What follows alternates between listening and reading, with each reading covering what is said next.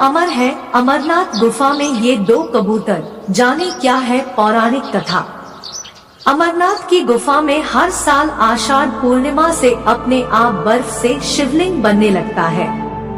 चमत्कार की बात यह है कि इसके आसपास जमी बर्फ कच्ची होती है, जबकि शिवलिंग ठोस बर्फ का बना होता है। श्रावण पूर्णिमा यानी रक्षाबंधन के दिन इस शिवलिंग का अंतिम दर्शन होता है। इसके बाद साल भर बाद ही शिवलिंग बनता है। इस गुफा में अक्सर श्रद्धालु दो कबूतरों के देखे जाने की बात करते हैं। कहा जाता है कि इसी पवित्र गुफा में भगवान शिव और माता पार्वती कई युगों से कबूतर के रूप में विराजमान है। इस संदर्भ में कथा है, जानते हैं उसके बारे में। पुराणों में वर्णित है कि एक बार माता पार्वती ने भगवान शिव से पूछा, आप अजरमर हैं और मुझे हर जन्म के बाद नए स्वरूप में आकर फिर से वर्षों की कठोर तपस्या के बाद आपको प्राप्त करना होता है। मेरी इतनी कठोर परीक्षा क्यों होती है और आपके कंठ में पड़ी यह नरमुंड माला तथा आपके अमर होने का रहस्य क्या है? भगवान शंकर ने माता पार्वती से एकांत और गुप्त स्थान पर अमर कथा सुनने को कहा, जिससे अमर कथा को कोई अन्य जीव न सुन पाए। जो कोई भी इस अमर कथा को सुन लेता है वह अमर हो जाता। पुराणों की माने तो भगवान शिव ने पार्वती को अमर कथा सुनाने के लिए जिस गुफा में ले गए, वही गुफा अमरनाथ गुफा के नाम से प्रसिद्ध हुई। यहाँ आकर भगवान शंकर ने उन्हें अपनी साधना की अमर कथा सुनाई। इसी आज के समय में अमरव के नाम से जाना जाता है। इसलिए भोलेनाथ ने अपनी सवारी नंदी को पहलगाम में छोड़ दिया। इसके बाद जटाओं से चंद्रमा को चंदनबाड़ी में अलग कर दिया। गंगा जी को पंचतरणी में छोड़ा और गले में सुशोभित सर्पों को शेषनाग में छोड़ दिया।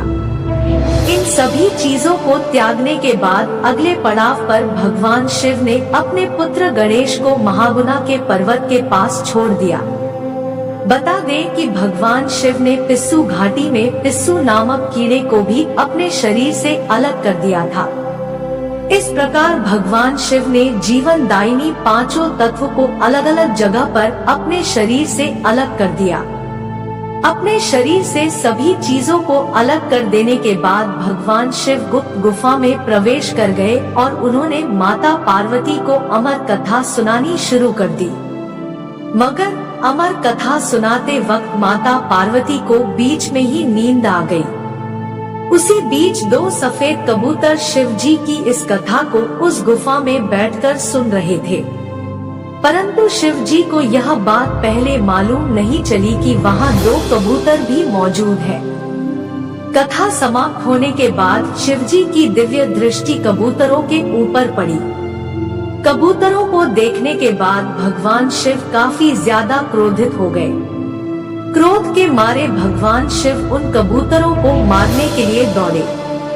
तभी उन कबूतरों ने भगवान शिव के सामने कहा कि हे प्रभु, हमने आपसे अमर होने की कहानी सुनी है। ऐसे में अगर आप हमें मार डालते हैं तो आपकी यह कथा गलत साबित हो जाएगी। इसके बाद भगवान शिव ने उन कबूतरों को छोड़ दिया और उन्हें आशीर्वाद दिया कि तुम हमेशा इस स्थान पर शिव पार्वती के प्रतीक चिन्ह के रूप में निवास करोगे। कबूतरों के इस जोड़े के अमर हो जाने के बाद आज भी इस जोड़े का दर्शन अमरनाथ जाने वाले यात्रियों को हुआ करते हैं। अमरनाथ की गुफा में जिसे भी तुम्हारे दर्शन होंगे उन्हें शिव पार्वती के दर्शन का पुण्य मिलेगा।